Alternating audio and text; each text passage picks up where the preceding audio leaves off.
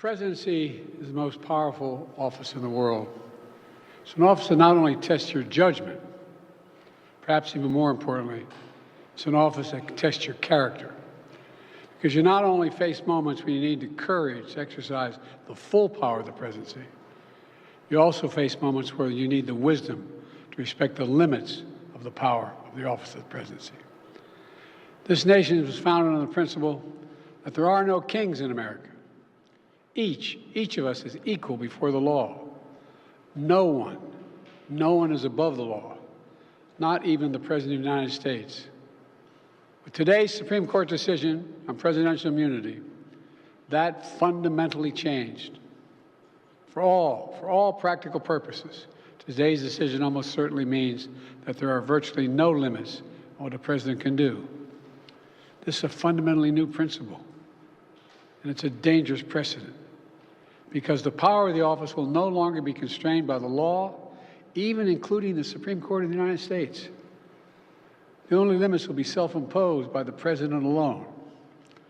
This decision today has continued the court's attack in recent years on a wide range of long-established legal principles in our nation, from gutting voting rights and civil rights, to taking away a woman's right to choose, to today's decision that undermines the rule of law of this nation.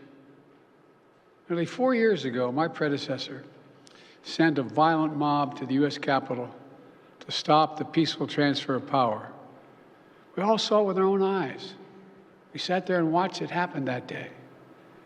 Attack on the police, the ransacking at the Capitol, a mob literally hunting down the House Speaker, Nancy Pelosi, gallows erected to hang the Vice President, Mike Pence.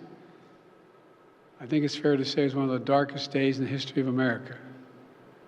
Now the man who sent that mob to the U.S. Capitol is facing potential criminal conviction for what happened that day.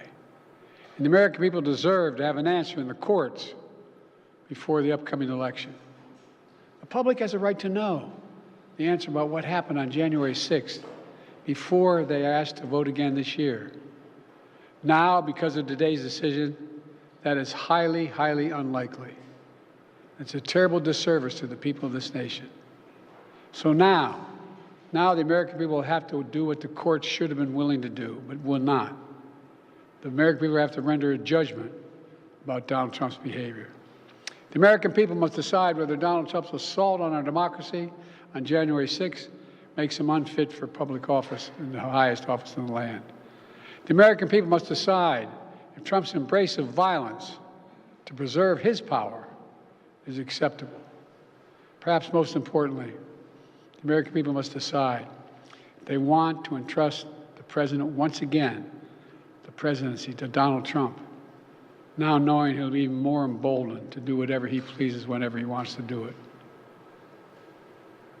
You know, at the outset of our nation, it was the character of George Washington, our first president, to define the presidency.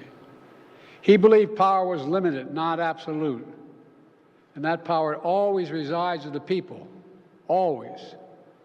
Now, over 200 years later, with today's Supreme Court decision, once again, it will depend on the character of the men and women who hold that presidency that are going to define the limits of the power of the presidency, because the law will no longer do it. I know I will respect the limits of the presidential powers I have for 3.5 years, but any president, including Donald Trump, will now be free to ignore the law. I concur with Justice Sotomayor's dissent today. Here's what she said. She said, in every use of official power, the president is now a king above the law. With fear for our democracy, I dissent. End of quote. So should the American people dissent. I dissent. May God bless you all, and may God help preserve our democracy.